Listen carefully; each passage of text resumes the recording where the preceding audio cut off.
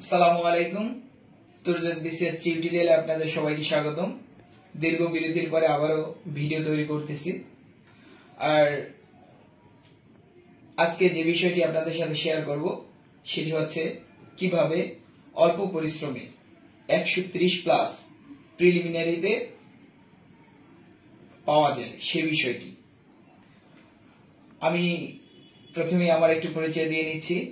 আমি মোহাম্মদ নাইম বাহলান তুর্য, 41তম বিসিএস শিক্ষা ক্যাডারের সুপারিশ প্রাপ্ত। আমি 41তম, 43তম এবং 44তম তিনটি বিসিএস এর প্রিলিমিনারি কোয়ালিফাই করেছি এবং এই তিনটি বিসিএস এ আমি খুব কম পরে টেকনিক অবলম্বন করে সুনির্দিষ্ট গাইডলাইন মেনে 130 প্লাস মার্কস কিভাবে পাওয়া যায় সেই গাইডলাইন অনুসরণ করে আমি কোয়ালিফাই করেছি। যেহেতু 41-এ কাট মার্কস কম ছিল, 43-এ একটু বেশি ছিল এবং 40-এ 120-এর উপরে কাট মার্কস ছিল।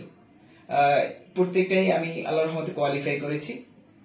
আমি আজকে আপনাদেরকে 46 এবং 47তম বিসিএস এ কিভাবে আপনারা 130 প্লাস কাট মার্কস আপনারা পেতে পারেন সেই সম্পর্কে সুনির্দিষ্ট গাইডলাইন দেব ইনশাআল্লাহ।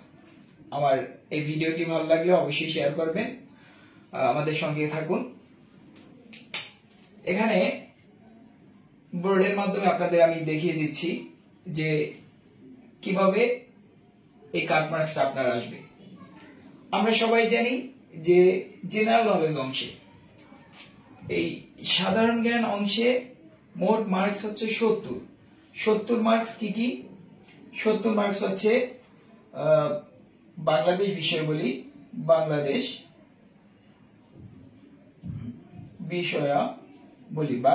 বিষয়াবলী হচ্ছে 30 মার্কস,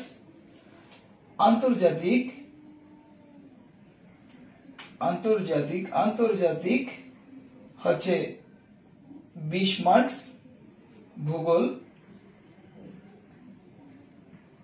ভূগোল 10 এবং নৈতিকতা 10। এই 70 মার্কস। এই 70 মার্কসের ভিতরে যারা মানবিক এবং বাণিজ্য বিভাগে আছেন তারা আপনারা এখানে 50 মার্কস পাওয়া সম্ভব। কিভাবে 50 মার্কস পেতে পারেন, বা যারা আরো একটু ভালো অভিজ্ঞতা রয়েছে তারা 55 পেতে পারেন। এখানে এই 70 মার্কসের ভিতরে দেখেন, এই 70 মার্কস এখানে আমরা ধরেছি যে 50 মার্কস। যারা আরেকটু ভালো করবেন তারা 55 পেতে পারেন। যারা মানবিক বা বাণিজ্যে ভালো আছেন বা বিজ্ঞানে ভালো আছেন তারা এটা পেতে পারেন। তারপরে আসি বাংলা অংশে। বাংলায় দুটি পার্ট রয়েছে, ব্যাকরণ এবং সাহিত্য। এই বাংলায় রয়েছে 35 মার্কস। 35 মার্কসের ভিতরে 25 অথবা বেশি ভালো যদি করেন তাহলে 28 পাওয়া সম্ভব। আর এক্ষেত্রে যদি আরেকটু কম পান, যদি 22 পান, তাহলেও আপনার 130 প্লাস মার্কস হবে। সুতরাং বাংলায় আপনার এই 35-এর ভিতরে টার্গেট করতে হবে 25। এবং এরপরে রয়েছে ইংরেজিতে দুটি পার্ট, গ্রামার এবং লিটারেচার। এই গ্রামার অংশে আপনি যেই 20 মার্কস রয়েছে সেক্ষেত্রে আপনি 20-এর ভিতরে 15 প্লাস পাবেন এবং লিটারেচারে আপনি 10 প্লাস পাবেন যদি ভালোভাবে এফোর্টটা দিতে পারেন। আমি প্রতিটা প্রিলিমিনারিতে ইংলিশ অংশে 30 প্লাস পেয়েছি, সুতরাং আপনারাও পাবেন আশা করি। তাহলে এখানে আমরা ইংরেজি অংশে গ্রামার এবং লিটারেচার কিছু টিপস আছে, সেটা আমি পরবর্তীতে দিব। এই যে 35 মার্কসের ভিতরে আপনি 20 বা 27 পেতে পারেন, এই 27 পেতে পারেন। আরেকটি এরপরে রয়েছে মানসিক দক্ষতা, যে অংশটায় সবচেয়ে সহজে বেশি ভালো করা সম্ভব। শুধুমাত্র মানসিক দক্ষতা, বিগত বছরের রিটেন লিখিত পরীক্ষায় যে প্রশ্নগুলো আসছে সেগুলো ভালোভাবে চর্চা করলে আপনি মানসিক দক্ষতায় 12 থেকে 13 পেতে পারেন 15-এর ভিতরে। তাহলে আমরা এই দেখি মানসিক দক্ষতায় 15 মার্কস, এই 15 মার্কসের ভিতর 10 বা 12 অনায়াসই পেয়ে যাবেন। এরপর রয়েছে গাণিতিক যুক্তি। যারা বিজ্ঞানের স্টুডেন্ট রয়েছে তারা 10, 12, 13, 15 পেতে পারেন। কিন্তু যারা মানবিক বিভাগ এবং বাণিজ্য বিভাগের রয়েছেন, যারা একটু দুর্বল রয়েছেন, তাদের জন্য এখানে আমি ধরলাম আপনি 6 বা 7 আপনার জন্য। 6-7 আপনি যদি এখানে 5ও পান তাতেও কোনো অসুবিধা নেই।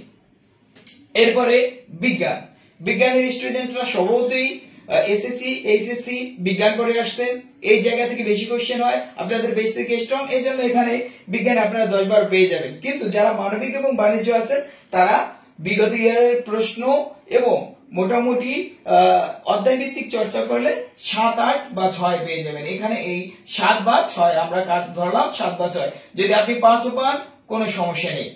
এরপরে আসি কম্পিউটার ও যোগাযোগ প্রযুক্তি। এই অংশটা মাঝে মাঝে খুব কঠিন হয়, বিজ্ঞানের ছাত্ররাও বেশি ভালো করতে পারেন না, আর মানবিকরা তো বেশি ভালো করতেই পারেন না। এই জন্য আমি এখানে 15 মার্কসের ভিতরে 6, 7 বা 5 কাট মার্কস আপনার জন্য ধরেছি, যে আপনি 6, 7 বা 5 পাবেন। এখন আমরা আসি, দেখুন এখানে 70, 35, সাধারণ জ্ঞানে 70, বাংলায় 35, ইংরেজিতে 35, মানসিক দক্ষতায় 15, গাণিতিক যুক্তিতে 15, বিজ্ঞানে 15 এবং কম্পিউটার যোগাযোগ প্রযুক্তিতে 15 মার্কস, মোট 200 মার্কস। আর আমরা এখানে ধরেছি যে সাধারণ জ্ঞানে আমরা 50, যারা 55 পাবেন সেটা আলাদা বিষয়। তারপরে রয়েছে বাংলায় আমরা 35-এ 25, গ্রামার এবং লিটারেচার নিয়ে ইংরেজিতে আমরা ধরেছি 25, মানসিক দক্ষতায় 10, অনেকে 12, 13, 15 পাবেন। গাণিতিক যুক্তিতে আপনারা 6, 7 ধরেছি, আর এখানে বিজ্ঞানেও ধরেছি 7 বা 6, আর কম্পিউটার যোগাযোগ প্রযুক্তিতে 6 বা 7।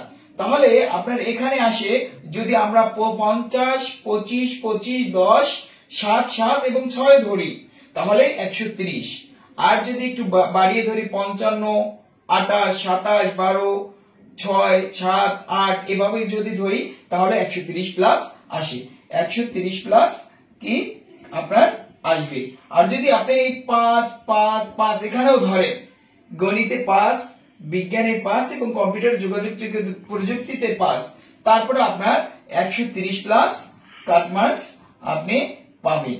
সুতরাং যদি আপনি এই সুনির্দিষ্ট গাইডলাইন কোথায় ফোকাস করতে হবে, এই জেনারেল নলেজে 70 মার্কসে ফোকাস করবেন, বাংলায় এবং ইংরেজি এই দুইটা ফোকাস করেন ভাই। বাংলায় তো এই 35-এ 25 পাওয়া কোনো বিষয় না, এবং ইংরেজিতে 35-এ আমি মনে করি যে আপনি 30 প্লাস পাবেন যদি একটু ভালোভাবে বিপদ দেন। সুতরাং এই গাইডলাইনটা সাধারণ জ্ঞান, বাংলা, ইংরেজি এবং মানসিক দক্ষতা, এই 4টা অংশ যারা মানবিক এবং বাণিজ্য আছেন, যারা বিজ্ঞান বা কম্পিউটার বা গণিতে একটু দুর্বল আছেন, তাদের জন্য এই অংশটা ফোকাস করতে হবে, সাধারণ জ্ঞান, বাংলা, ইংরেজি, মানসিক দক্ষতা। তাহলে আপনি কিন্তু 110 প্লাস পেয়ে যাচ্ছেন। সুতরাং এই গাইডলাইন অনুসরণ করেন, এবং এই গাইডলাইন অনুসরণ করে যদি পড়াশোনা করতে পারেন, আশা করি যে সর্বোচ্চ ভালো পারবেন। এরপরে রয়েছে যে সাধারণ জ্ঞানের 70 মার্কস রয়েছে। সাধারণ জ্ঞান জিকে সংক্ষেপে লিখি যে